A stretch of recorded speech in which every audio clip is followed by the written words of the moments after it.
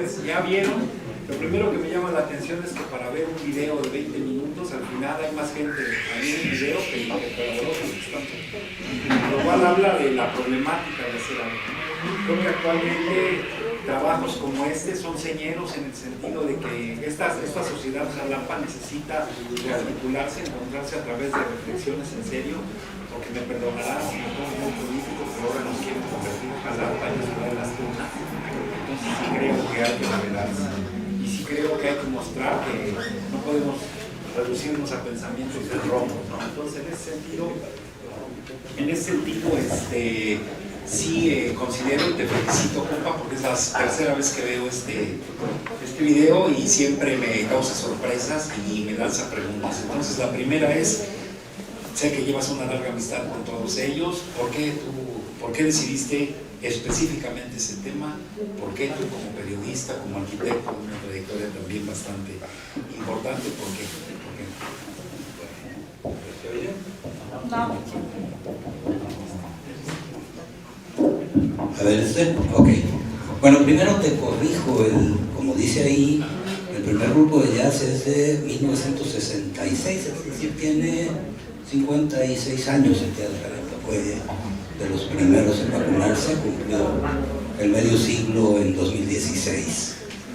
Yo llegué a Jalapa, bueno, vine a Jalapa a estudiar primero prepa en 75 y ahí pues vi el diario de Jalapa, se anunciaba todo lo que iba a suceder en la ciudad. Entonces algún día vi una cosa muy rara que decía Orbis Tertius Jazz. Fui al teatro y me cautivó y luego, bueno, fui de Jalapa y regresé en 79 a fines.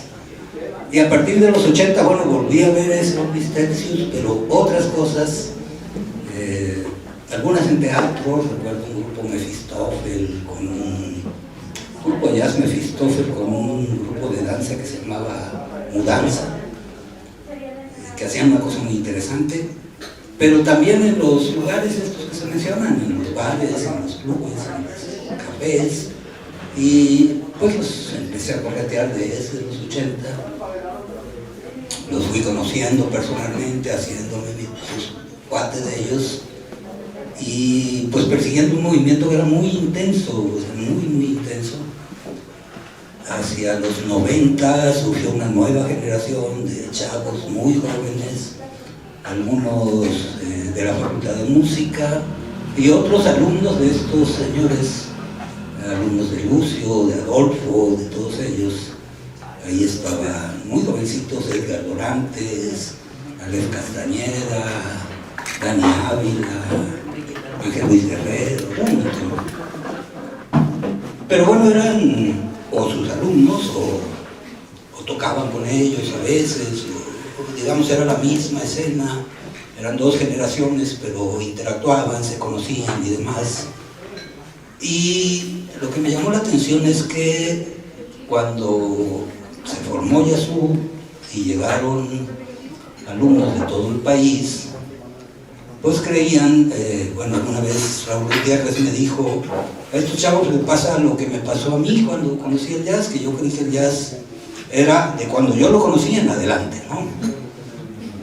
Entonces le decía yo a Jaciel: este documental pretende ser una especie de espejo retrovisor, o sea, el jazz no nació con Yazoo, el Yazoo nació gracias a este movimiento, pero no necesariamente lo saben, o sea, muchos no tienen ni idea de todo lo que pasó antes de su escuela, que es maravillosa, pero justo la idea de eso, ¿no? Y preservar, porque pues yo que los conozco personalmente y hemos platicado durante años, pero además cuando tuve un programa de radio y luego una columna, pues los entrevisté a todos, ya más formalmente a muchos, y muchas veces yo les recordaba proyectos que ellos ya no se acordaban, o sea, acuérdate aquella, hace tantos años, tal grupo, no sé qué, y ni siquiera se acordaban. Entonces, bueno, esto es por lo menos un abono a la memoria, que además es el primer disco del estado de Veracruz. Yo le dije a Lucio hace muchos años, pues no se ha hecho otro, y me dijo: será después que lo sabríamos. En esa época solamente había en Jalapa y quizá en Córdoba, por ahí, pero no había más lugares, pues, ¿no? Entonces este fue el primero. Después me pasaron un dato, Gustavo Vega me dijo, pero este es el primer documental de jazz que se hace también en Veracruz, porque hay registro de conciertos, entrevistas y demás, pero un documental más en forma, ¿no? Entonces, bueno, pues es un disco que tiene mucha historia y por eso. Por eso. Bueno, como yo insisto mucho en este papel de la memoria, que sin ella no se puede saber a dónde vamos. A mí me interesa mucho, porque ahora que lo veo por tercera vez, veo y descubro, yo como alguien que ve cosas, que está muy bien estructurado en el sentido de cómo vas compaginando y cómo me ilustras una historia donde me dejas ver la emoción que se transmite en cada uno de los momentos, ¿no? Me encantan las fotos de Javi Cabrera con esa carita que tiene ahora de, no sabría ni qué palabra poner, como está ausente mejor no la pongo.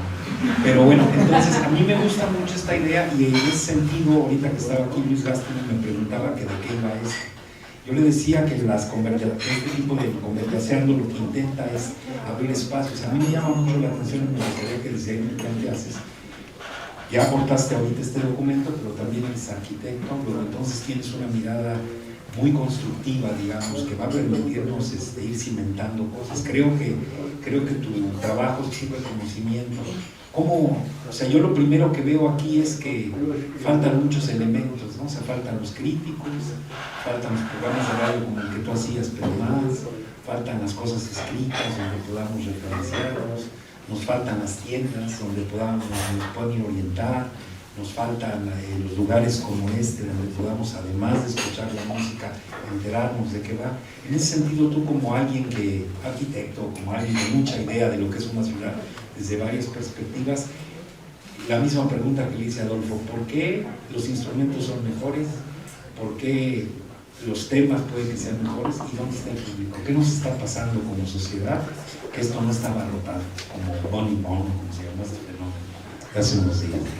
Pues yo te diría que está abarrotado para ser una provincia. O sea, realmente Jalapa, yo sostengo que Jalapa tiene la escena de jazz más importante del país, porque si comparamos los 20 millones de la Ciudad de México con los 500,000 de Jalapa, pues la cifra de músicos que están tocando es abrumadora realmente.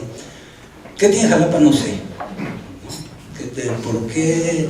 Bueno, algunos dicen, y es interesante, bueno, Jalapa ha florecido históricamente las artes escénicas, ha habido momentos muy importantes del teatro, del jazz, la Orquesta Sinfónica de Jalapa es la más antigua del país, la danza y demás, y esto mucho tiene que ver con el clima. O sea, en Veracruz, pues todo el mundo anda en el malecón, en el desmadre, ¿no? Pero aquí, bueno, estos días de febrero pasados muy fríos, para los más chavos les diré que es apenas una probaditita de lo que era un invierno de Jalapa, ¿no? En el que no era muy amable andar en la calle, entonces la gente se metía a un teatro, se metía a un espacio cerrado y además las artes estas escénicas que requieren de encierro y también de cierta introspección, ¿no? Supongo que por eso, o no sé por qué, pero sí, Jalapa es privilegiada. O sea, yo hace unos 3 o 4 años fui a presentar un libro a Orizaba y había ahí, después de la presentación, el cóctel y un grupito de jazz por allá. Y digo grupito porque eran pocos y estaba más bien abandonado, uno de los pelaba, entonces yo me acerqué. Era un trío de guitarra, batería y saxofón. Y ya que terminaron les dije pues, que estaba chido, pero que yo sí extrañaba el bajo, ¿no? Estos acentos, el sonido gordo y demás. Me dijo, es que no hay un jazzista un bajista en toda la región capaz de tocar jazz. Aquí en Jalapa ponen un letrero, un bajista para jazz y eran 20, un baterista, etcétera, ¿no? Entonces yo diría que es multitudinario esto realmente, y lo ha sido, ¿no? Históricamente. O sea, estamos hablando que en los 60 ya había jazz en Jalapa. Que por cierto es de 1966 ese grupo que formó Memo Cuevas, pero no recuerda la fecha exacta y yo le digo, estoy seguro que fue el 6 de junio, porque entonces es 666, el Día de la Bestia. Qué pena que no está aquí para atestiguar esa afirmación que me parece interesante. Sí, yo más bien lo planteaba en términos del público, o sea, sí efectivamente ha crecido, y coincido contigo que esto ya parece un lugar abarrotado, pero sí me parece que es como, aunque el jazz, tú sabes de la historia mejor que yo, pero haciendo un resumen muy apretado, se sabe y se conoce que el jazz era una música de minorías, ¿no? Se sale de los guetos producto de las dos guerras, de primera época de los 30, de los años 50, y logra convertirse en al momento que sale de los guetos, con la colaboración de los judíos de avanzada y estos blancos en Nueva York que lograron hacer.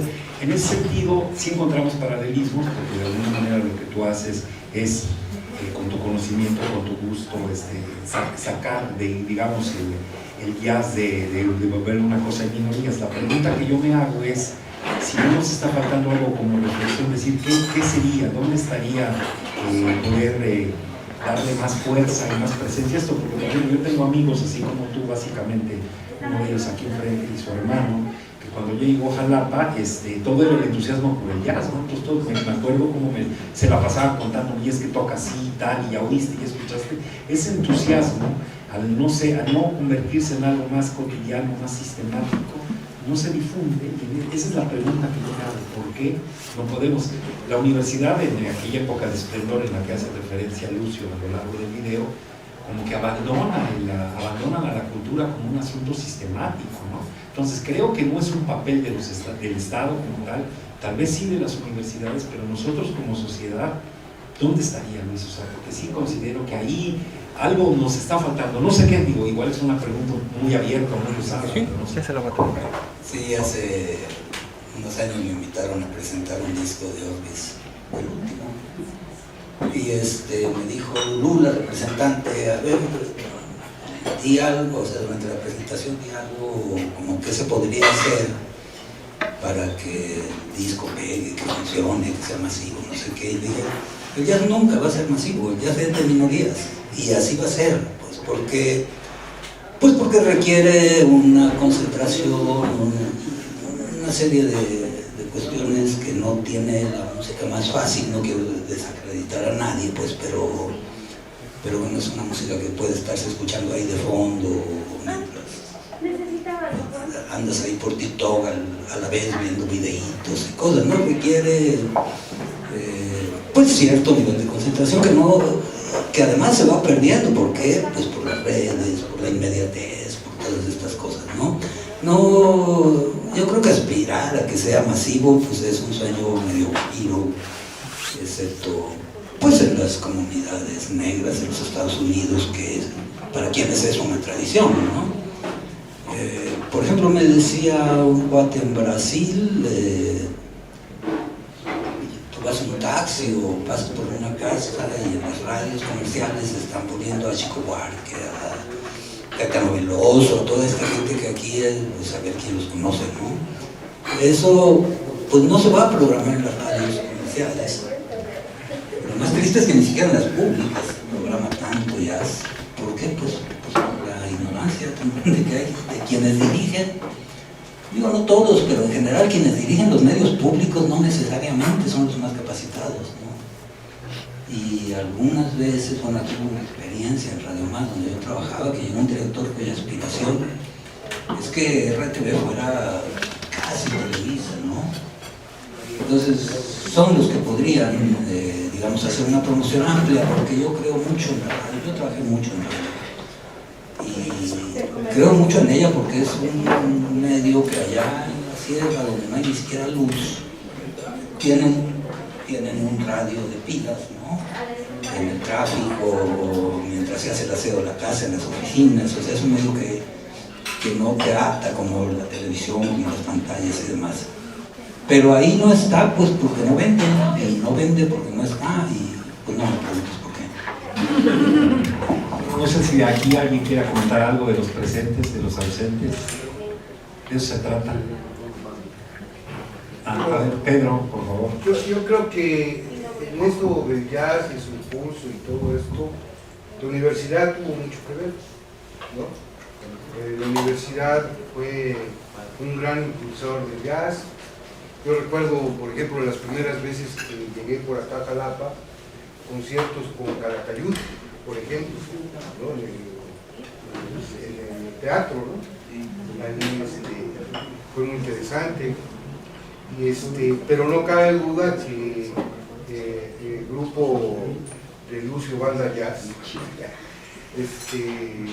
y desde antes, ¿no? Con Memo, pues sí fue una larga trayectoria, un aprendizaje, ¿no?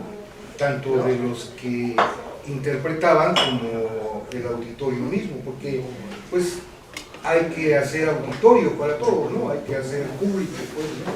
Y creo que ese es uno de los grandes méritos, ¿no? que tiene Lucio Banda Jazz, y todos ellos, ¿no?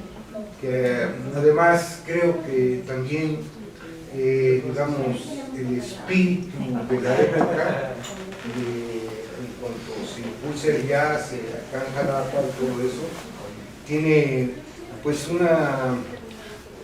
tiene una expresión en ellos, y a lo que voy es que, por ejemplo, ahora hay jóvenes que se dedican al rollo del sampleo y todo eso, ¿no? Que aparentemente es fácil, ¿no?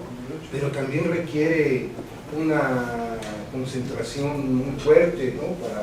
Y conocimiento e intuición en la música. Entonces yo creo que el jazz también corresponde a una época, ¿no?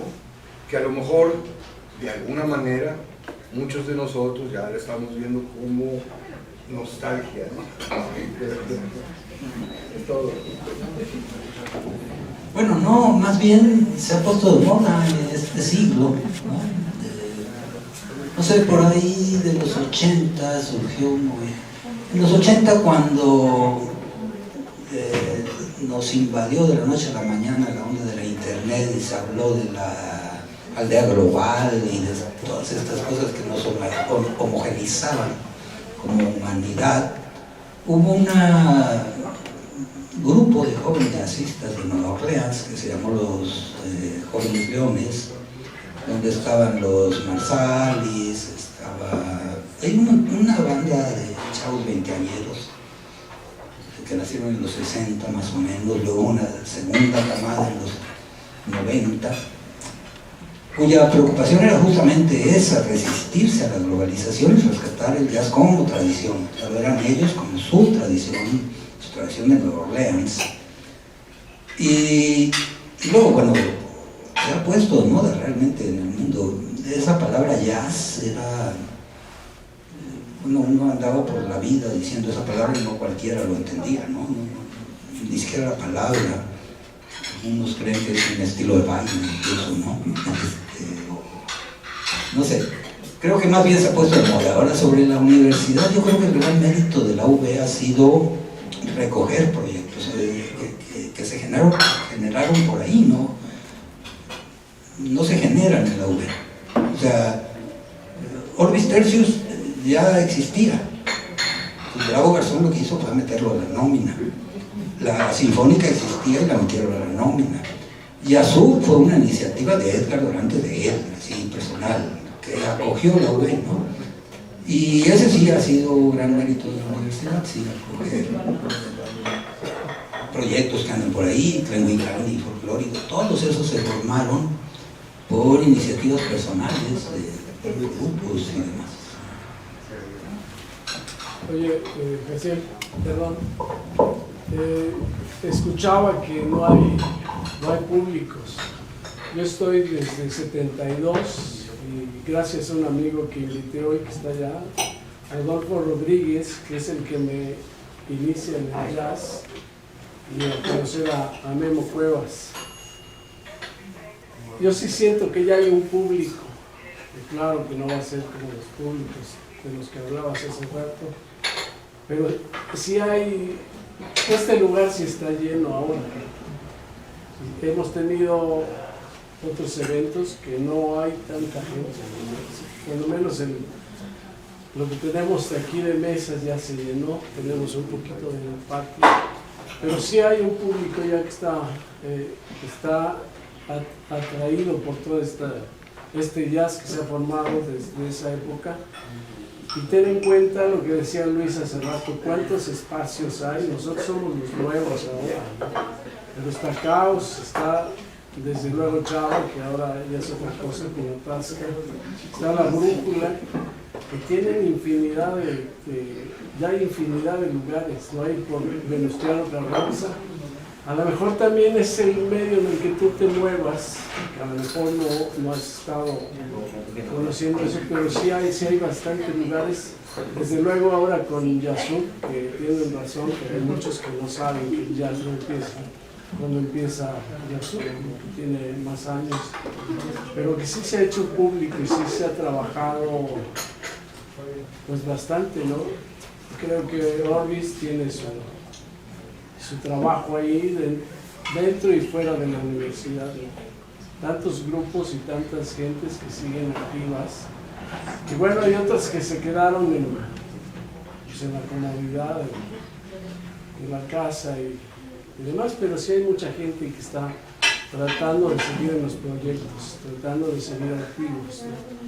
Hace poco me hablaban que quieren hacer reconocimientos a un montón de jazzistas que hay, que relatan desde luego las generaciones anteriores a Yazú, y que están pensando que sí hay muchos músicos, ¿no? Y que ya hay un público. La semana pasada me decían, oye, es que hay concierto hoy, aquí tienen ustedes, pero hay en Caos, hay en La Brújula, hay en otro lugar que está por Venustiano Carranza, y todos tienen gentes, ¿no? Disculpa, Sí. ¿tú qué instrumento tocas? Yo tengo el bajo. ¿Y cómo se llama tu grupo? Pues ahora no se llama de ningún modo, ya no tengo grupo. Pero ¿El cual tocó? yo toqué en un grupo del que están hablando, Wow. Luis Tercios, desde 1975 en Doble, y desde 1972 con Memo Cuevas y con Rudy, que está allá. ¿Y este es tu espacio? Este es mi espacio, el tuyo también. Gracias. Es que casi no lo... ¿Verdad? Venimos de Cotepec y no damos... No, y eso te decía relativamente nuevo, ¿no? Tenemos poco tiempo, sí. Yo tengo mucho tiempo en esto, pero igual muy poco. Está hermoso. Gracias, hay mucha gente que no lo conoce. Tengo unos vecinos jazzistas que están por aquí, amigo Luis. Y un montón Luis, perdón, Pepe. Luis es su hermano que también conoce mucho del jazz, conoce un montón. Lo vamos a traer a platicar un día también. Y sí hay un montón de gente y músicos que afortunadamente ahora están queriendo venir. Gentes como Luis Barber, que está promoviendo, Jaciel, que ahora está ayudando esto. Un montón de gentes que están queriendo compartir con nosotros, el arquitecto que anda por ahí, también ha estado aquí presente Miguelito, Lucio, que anda por ahí también. Un montón de gentes que están queriendo apoyar este espacio, que es para, pues no solo para el jazz, para muchas manifestaciones. Gracias. De este lado, Nancy, por favor. Una pregunta. Bien dices que Yazú es consecuencia de todo el movimiento que había, pero el jazz que se escucha hoy en día gira en torno nada más a Yazú, o si hay otros grupos independientes. No, claro, está, bueno, los grupos de Lucio, el de Adolfo, Humberto León, de pronto hace sus tríos, digamos, siguen, yo les digo polillas, pero siguen vigentes, siguen tocando y siguen proponiendo cosas nuevas. Sí, ¿no? Oye, muchacho, ¿y los festivales de jazz? ¿Y los festivales de jazz? O sea, todavía organizar esos festivales, sean la sede aquí en Jalapa, pero también hay uno que tiene poco tiempo de hacerse en Córdoba, de jazz en Córdoba, Veracruz, obviamente. Entonces yo creo que también, pues, todo, yo siempre me imaginé que ya, al llegar Yazú y sabes, como haber egresado, esas personas necesariamente van a querer tocar y muchos vamos a querer escucharlos, ¿no? Entonces estos foros y estos festivales pues son importantes, ¿no? Claro, pues dirigido como a un público y no es masivo, ¿no? Sí, yo no he seguido bien el hilo de los festivales, no sé cuáles fueron los primeros, pero bueno, la universidad organizaba el IBEC, en alguna época en los 90 el IBEC organizaba festivales de jazz. Y luego hay cosas como que, bueno, un amigo mío, allá por el 70 y algo, me dijo que iba pasando por el Teatro del Estado y ahí había alguien afuera que le dijo, oye, pásale aquí, va a haber un concierto de jazz muy bueno. Y era Irakere. Y estaban pepenando gente ahí para que entrara, ¿no? Luego me platicó Memo Cuevas que él vio que estaba Irakere en México y le dijo al director de difusión cultural, esta dependencia siempre cambia de nombre, ¿no? A veces es divulgación artística, como se llamara, que me parece que era Fernando Vilchis. Le dijo, tráete a este grupo Irakere que es buenísimo. Bueno, estaba triunfando en el mundo Irakere. Y a los pocos días lo vio y le dijo, ¿qué pasó con eso? Y le dijo, ya hablé, cobran carísimo, no tenemos dinero. Entonces Memo llamó, es un grupo cubano, para que no lo conozca. Memo llamó a la embajada y le dijeron, bueno, no, Irakere trae la misión de dar conciertos gratis a instituciones educativas, sindicatos y demás, solamente por los viáticos para moverlos de la Ciudad de México y con la condición de que sea entrada libre, ¿no? Entonces esas cosas han sucedido, son muy azarosas, pero suceden. Aquí estuvo Irakere, estuvo Dizzy Gillespie, Carmen McRae, un montón de artistas internacionales, con Yasup también, pero mucho antes, o sea, muchísimo antes. ¿Cómo caen en Jalapa? ¿Quién sabe? ¿Por qué? ¿Quién sabe? Pero han caído, ¿no? Memo Cuevas es responsable en buena medida, sí. Y en relación a Irakere, fíjate que, bueno, yo no sé si habrá sido otra ocasión, pero el grupo Irakere llega a la Ciudad de México, ¿no? Invitado por el Partido Comunista a uno de los festivales que se llamaban Oposición, de la, ¿cómo se llama?, de la revista del PC. Y recuerdo que en aquel entonces, pues, digamos, andaba un poco de activista por ahí, y una de mis actividades era promover los grupos que llegaban al festival de Oposición a las diferentes partes, ¿no? Entonces, en esa ocasión vinieron acá como parte de esa promoción, ¿no? Que hablamos con Bravo Garzón, ¿no? Vino Irakere, Bam Bam, así se llama, ¿no? Bam Bam era otro grupo. Sí, otro grupo, el grupo Bam Bam, que llevamos allá a Veracruz, al Auditorio Juárez, ¿no? Vino José Antonio Méndez, vino Elena Buque, ¿no? Entonces, no sé si es esa digamos, la referencia sobre Irakere, ¿no? No, pues yo menos, yo estaba chiquitito. Bravo Garzón es otra cosa extraordinaria que le pasó a la universidad, ¿no? Ya llegó un tipo que repletó de artistas en la universidad, que hizo justamente, no sé si para bien o para mal, yo creo que más para bien que para mal, pero meter en nómina grupos artísticos, ¿no? Hay quien dice, bueno, es que se burocratizaron y demás, pero mal que bien, ahí está el Ornis Tercius, ahí está la Sinfónica Trahuicana, un montón de agrupaciones y demás. Son esas cosas afortunadas que le suceden a esta ciudad. No ha habido otro rector con esa visión, con ese interés real por promover las artes. O sea, él hizo de los talleres de artes, facultades, algunas fueron las primeras licenciaturas en artes de América Latina, artes plásticas, teatro, todo eso se lo debemos a él. Y, pues bueno, son las fortunas que nos suceden, ¿no? Oye, y yo en este lugar también, yo soy afortunado en eso. ¿Tú eres afortunado en qué? Pues también estuve en la UBEI y gracias a eso claro. puedo tener este changado. Tratando de pretendiendo que a medida que una sociedad se articule, en esa medida le vamos a encontrar sentido a las cosas. Entonces, por ejemplo, yo pienso en esto, ahorita veo que hay compañeras de gente de Coatepec, gente de Córdoba. Entonces yo si fuera un entusiasta de aquel lado, digo, oigan, ¿por qué no lo llevamos? Son bien chistosos estos señores que platiquen, estos polillas dos que platiquen, o quien sea, ¿no? Y acompañar por ejemplo, después de esto con una presentación, un toquín, etc. A eso es a lo que me refiero, o sea, siento, y eso creo que platicando con Lucio me lo planteaba más con tristeza que con coraje, que él me decía que cuando él empezó todo esto, sus compañeros no le pudieron seguir el ritmo en esa visión que él tuvo de lo que podría ser un grupo de jazz, una banda de jazz, porque se quedaron, como lo mencionó él en el griego, se quedaron en una visión muy roma, muy corta. Yo creo que cuando hay públicos que tienen expectativas, es cuando se puede crecer un proyecto y asentarlo.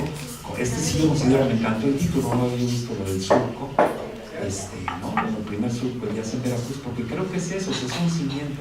Entonces yo, ahí es donde creo que también esta casa del jazz, está sirviendo para eso, porque necesitamos retroalimentar todo ese tipo de posibilidades para que esto, que es la cultura, logre independizarse un poco, aprovechar lo que hacen las instituciones, pero marcar pautas de desarrollo interesantes. En ese sentido, yo recuerdo con mucho cariño sus programas, lástima que eran a medianoche, después de que yo participaba a 11 de la noche, pero creo que eso tendría que pasarse el domingo a las 12 del día para que luego un chavo, un niño, un algo, ¿no? O sea, creo, a eso es a lo que me refiero cuando hablo de público, no me estoy refiriendo a que si vamos y que si, como bien dices, pues ahorita anunciamos un toquín de los 20 jóvenes bateristas, van a llegar 25 y va a haber 500, ¿no? Viéndolos, o sea, eso no exclusivamente eso. Esa es la reflexión que a mí me da vueltas, porque sí considero que necesitamos arropar esfuerzos como lo que está haciendo Lucio, o sea, desarrollar una carrera que tiene que ver con una enorme capacidad creativa, con una enorme capacidad de marcar surcos y venir a este lugar para que la semilla siga, porque ahorita ya pasó el surco y aquí yo he visto un montón de chavos muy buenos que están continuando ese esfuerzo, pero necesitamos, creo, plantearnos como público qué es lo que nos está faltando, no a la persona que viene a escuchar. Esa, mientras tengan lana y tengan ganas de derrotar a la vida, van a estar aquí presentes, ¿no? A eso me refería. Y por eso pienso en un video como este marca una pauta interesantísima, porque sí me queda, estoy convencido que sin memoria histórica no vamos a ningún lado. Yo sí te lo agradezco, porque esto sí es ese público. A eso me refiero. Bueno, mira, esto de surco es un juego, sí, el surco donde se siembra, pero también la tecnología del LP era un surco, ¿no? Ese era el juego. Ahora, acabo de darme la respuesta que no había yo encontrado nunca de cómo se le hace para promover el jazz. Dona un baño.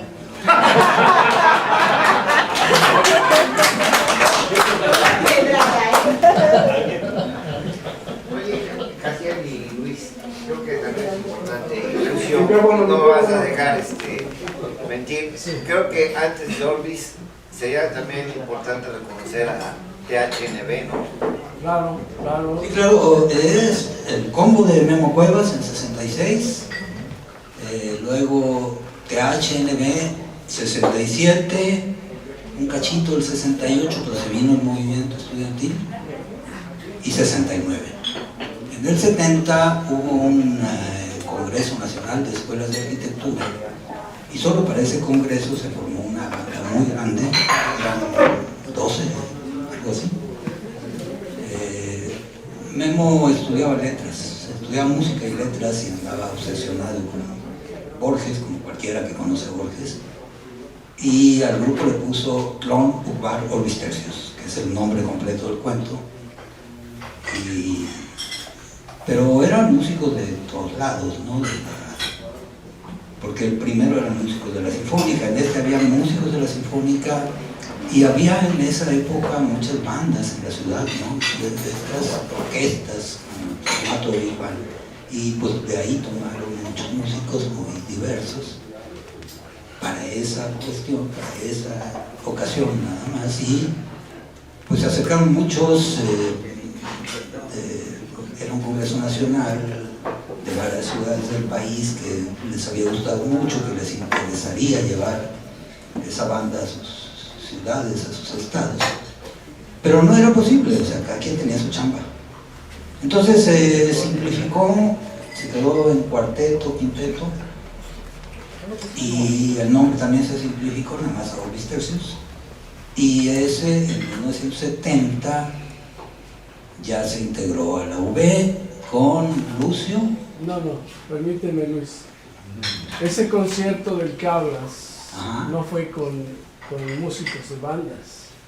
Sí, Fue ¿cómo? con... No. Espérame, yo estuve... A ver. Sí, no, espérame. Ese grupo se formó con músicos de la Sinfónica. Yo tocaba en un grupo de baile y el pianista Abelardo Sainz nos dijo, oigan, ya vamos a dejar el ensayo porque me invitaron a tocar con un grupo. Y junto con él nos fuimos, al menos yo fui con él, al ensayo que fue en el Teatro del Estado, fue en 1970. Y eran Memo Cuevas, Nacho Guzmán, el arquitecto Hernández Palacios, estaba Rafael Jiménez, estaba músicos de la Sinfónica, trombonista, alguien que venía del puerto que tocaba el corno. No recuerdo si tú estuviste, Rudy, o estuvo el arquitecto, no sé si Fito. Creo que tú no estuviste, ¿sabes? Fito, que tocaba con Rafa. Y eran músicos de la Sinfónica. Y se reforzó con Rafael Jiménez, la trompeta, que acababa de llegar de una orquesta de... Estaba el Arqui Hernández Palacios. Claro. Que es de la Sinfónica. No. O sea, Él fue el que inicia esa Sí. idea junto con Memo. Sí. Él incluso invitaba a otro baterista, fueron 2 bateristas. Sí. Y el Arqui, él sabía de arquitectura, que le gustaba mucho. Sí. Como jazzista era buen arquitecto. Eso. Pero le gustaba mucho, entonces hicieron esa banda. Ese concierto se llamó así. Que vamos a jugar Orbis Tertius, Sí. Pero era el nombre del concierto. Bueno, es que no había más, digamos, nada más era para esa ocasión, ¿no? Era un grupo que se formara para seguir tocando. Pues. Sí, y fue la presentación en el Teatro del Estado, Sí. Y de ahí, pues, los jóvenes universitarios empezaron a invitarnos hasta que, pues, después... Bravo Garzón entonces era secretario académico de la universidad, Claro. Y entonces me dijo Memo que hacían giras por las facultades. Sí. Y lo que les daban era el transporte, un camión, Sí. y a lo mejor una lanita ahí para los refrescos. Claro, ¿no? hasta que entramos a la nómina en 1975. 75 ya formalmente, pues, ¿no? Pero sí. ya desde entonces ya se presentó como Orbis Tertius. Ya, pero hasta ahí. Quinteto, ¿no? Tú, León, Rafa. No. Era Rodolfo, Ajá. Memo Cuevas Memo. y yo. Y León. había alguien más. No, León lo invitamos después. Claro, íbamos a hacer un concierto que ahora a mi amigo Luis le enseñé, por ahí tiene una foto que me trajo Rudy. Fuimos a un concierto al Teatro Clavijero de Veracruz. Íbamos en la camioneta por 20 de noviembre, rumbo a Veracruz, cuando vi la moto de León que estaba parada ahí ensayando con un grupo de baile. Entonces le dije a Memo que yo ya lo había escuchado, que tocaba muy bien. Le dije, oye, ¿por qué no lo llevamos? Y el León pues, se fue con nosotros. Ese fue el concierto primero, yo lo invité, porque ya después él me mete al rollo de la música. Entonces yo era mi amigo, éramos un trío con Rudy, León y yo siempre tocábamos juntos. Entonces lo invitamos.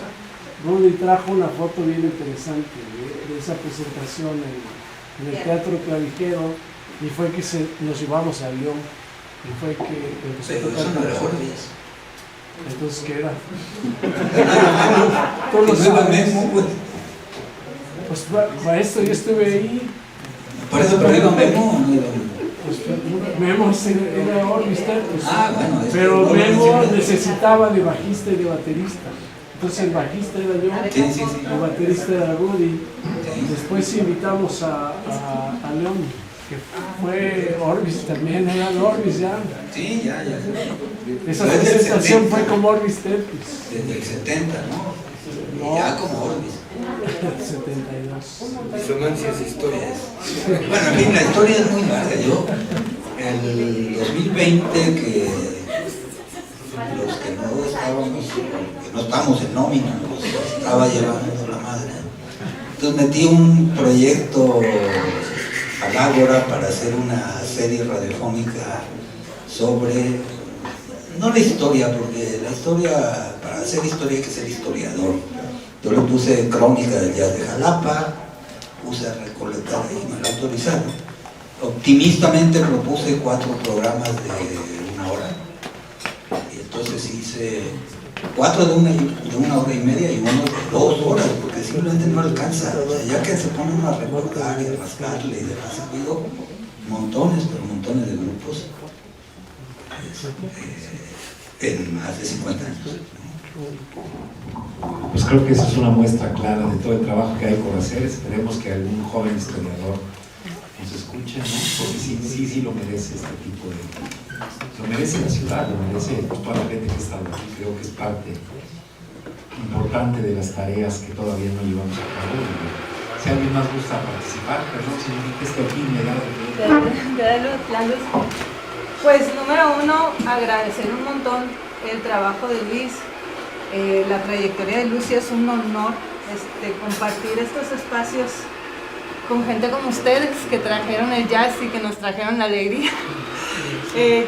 Yo tengo poco tiempo viviendo acá y la verdad es que me siento muy honrada de poder compartir este espacio con gente como ustedes que han hecho historia y que siguen haciéndola y que además tenemos la oportunidad de verla y de platicarlo y de escucharles, ¿no? En primera persona.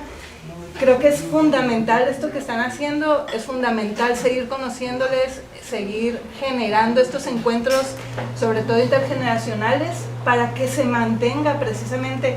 Cuando hablaban de la creación de público, es necesario, pienso, que ahora que estoy un poco metida también en el gremio, pienso qué importante es tener una gestión de público constante, porque o sea, no es un solo esfuerzo, es todo el tiempo, ¿no? Y en esa generación de público, no solo estamos inmiscuidos los medios, están inmiscuidos, como bien lo dijo, todas las personas que nos gusta la música. Tenemos que ser portavoces, porque no estamos tratando con música popular, no estamos tratando con música comercial, incluso vamos un poquito en contra de la industria.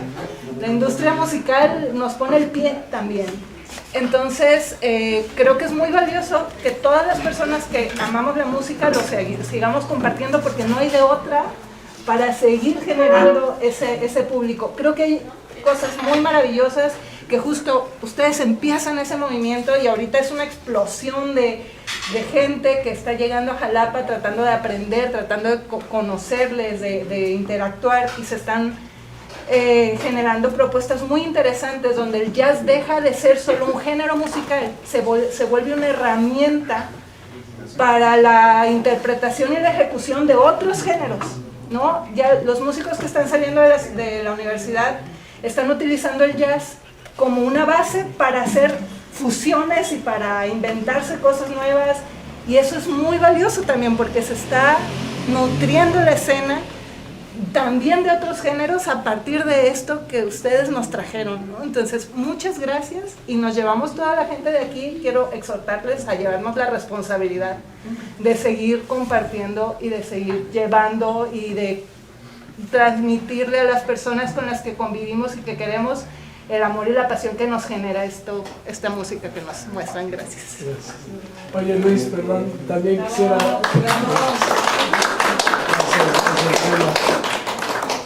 Bueno, quiero decir que acaba de llegar otro amigo, un amigo muy querido también, Jesús García, que estuvo ayudándonos en la grabación de este disco festival.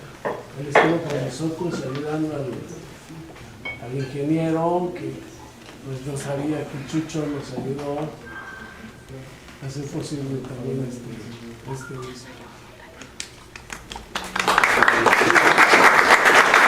Oye, además es el único que tiene todas las firmas de todos los músicos. No hay nadie más. Hoy vino Rafael Jiménez y ya me dijo, oye, estaba Pedro Salas, que fue el que ayudó en esto también, y me trajo 2 discos. Entonces Rafael, cuando lo vio, dijo, oye, yo ya no tengo de estos, y le dijo, Pedro, llévatelo. Me hizo que lo firmara, ¿no? Él es el único que tiene un disco, los que tienen la firma de todos los que ya murieron y los que siguen aquí. Y que tiene que ver mucho también con esta grabación. ¿Alguien más que quiera comentar algo? Allá atrás, al fondo, aquí Nancy.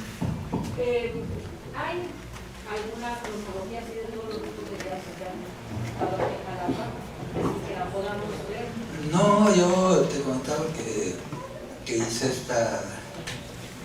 intento, que voy a escribir, tengo ya que hacerlo por escrito, pero seguramente se me van a escapar, porque hay grupos que se forman para 1 o 2 o 3 tocadas y desaparecen y luego ni ellos mismos se acuerdan, ¿verdad? No, porque ha pasado mucho tiempo, es muy difícil, pero sí voy a escribirlo pronto, lo que pueda recuperar todavía, ¿no?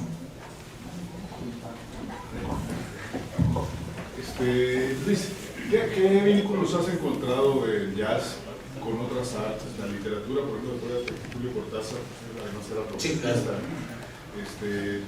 Hay un cuento muy excelente de Carlos Fuentes que se llama Pantera en Jazz.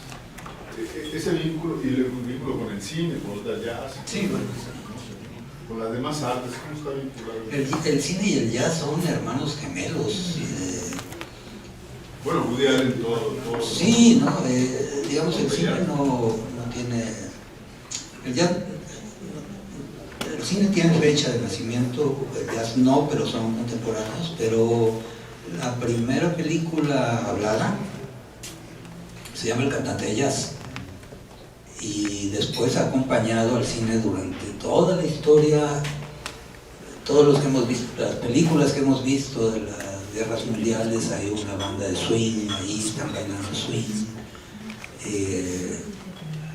Y durante todo hay una película de Luis Mallet que se llama Ascensor para el Cadalso, cuya banda sonora es de Miles Davis justamente. Pero ahí como junto, ¿no? En los 90 se hicieron 2 películas en las que el jazz es protagonista, Round Midnight de Mallet, que ahí lo interesante es que llamó de director musical a Herbie Hancock, y Herbie Hancock se llevó a todos sus cuates del hard rock de los 50 y hay un montón de músicos de ahí. Y luego Bert, que es la vida de Charlie Parker, donde se aisló el saxofón de Charlie Parker y pusieron otros músicos, ¿no? Pero en esas 2 ya el jazz es protagonista. Luego en las novelas, sí, Cortázar, desde Rayuela, el Gesticulador, ¿no? Últimamente, ya en este siglo, Antonio Muñoz Molina, escritor español, tiene cosas muy interesantes de jazz. Y muchas otras, seguramente muchas que no conozco. En la poesía hay muchas ya, les digo, ya es conocido el jazz, ¿no? Eso no sucedía el siglo pasado, ¿no? Bueno, desde los estridentistas aquí en Jalapa, en los años 20, ya hablaban del jazz, que no era el jazz que conocemos, era una cosa muy primitiva, pues, ¿no? La de los años 20, pero ya aparecía el jazz como la música disruptiva, ¿no? Que podía iluminar estos movimientos. Sí, ha ido paralelamente con muchas otras artes. Luis, quiero aprovechar para felicitarte por tu trabajo de tantos años aprendiendo el jazz. Ha sido un pilar, creo que igual de importante que el maestro y otros maestros, tu trabajo y tu empeño, tu determinación, tu compromiso, ¿no? Para estar semana tras semana, haya o no haya público. Eso también es muy valioso, ¿no? Entonces tú has aportado en tus archivos, hay información, da para que el historiador joven del que mencionaban ahorita se le ahorra mucha chamba, se le hace mucho la tarea, ¿no? Más se debe que acopilar. Gracias por el tiempo para presentarnos esto. Aprovecho la pregunta que te planteaban como una invitación para que hablemos en una próxima sesión, con casi también se la lanza. Los paralelismos que había entre el jazz y la arquitectura en Jalapa. Y aprovechemos a hablar un poquito de ciudad. Hace un par de meses hablaba con Memo Cuevas y Memo Torres Cházaro en esta misma mesa sobre los inicios del jazz, sobre THNB, sí, claro. La Torre Cinética, donde toca Lucio, es un evento urbano, un objeto urbano, arquitectónico. Entonces, bueno, ojalá y podamos... THNB justamente había un arquitecto, maestro, él es jalapeño, pero estudió en la UNAM, regresó ya como maestro de la Facultad de Arquitectura, que era baterista aficionado y allá en México había conocido el jazz y se juntó con Memo y por ahí empezó. Y aquí hay una anécdota chistosa porque mucha gente sostiene hasta la fecha que THNB quiere decir todos hermanos negros y blancos. Y esa fue una ocurrencia, me dijo Memo, de un presentador en Córdoba que vio THNB. Y dijo, pues todos hermanos negros y blancos, además era la época del Gil y demás. Pero el arquitecto tenía un cartel en su cuarto de un movimiento plástico, no nada más arquitectónico, plástico alemán, que se llamaba el Nuevo Brutalismo, de New Brutalism, y de ahí tomó TH de New Brutalism. O sea, está en el origen también, ¿no? Aunque no mucha gente lo sepa. Sí, ya hay otras anécdotas de arquitectos diseñando los carteles, las escenografías, por eso. Había el hijo de un arquitecto que también daba clases en la facultad, Segarra, que era un guitarrista que también estuvo allí. Sí, por alguna razón los arquitectos han estado cerca del movimiento jazzístico. O sea, me platicaba Memo que ese primer grupo del 66 tocaban en un café que estaba en Zaragoza y Primo Verdad, que ahora es una fundación, no sé qué, edificio Burgo, ahí había un café.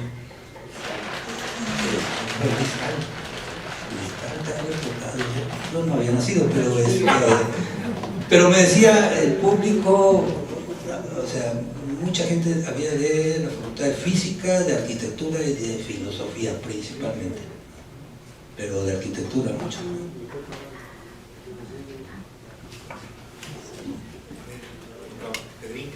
Sí, esta historia del jazz es muy interesante porque tiene raíces que a veces pasan por desapercibidas y históricas. Hay un libro que me regaló ¿cómo se llama? Ortiz, Leonardo, que se llama el toque latino en el jazz, ¿no? Interesantísimo, que además trae un dato que me asombró, es cómo de alguna manera el ejército mexicano en 1875, la banda de guerra del ejército mexicano acompaña a los empresarios de algodón a la feria del algodón en Nueva Orleans, ¿no?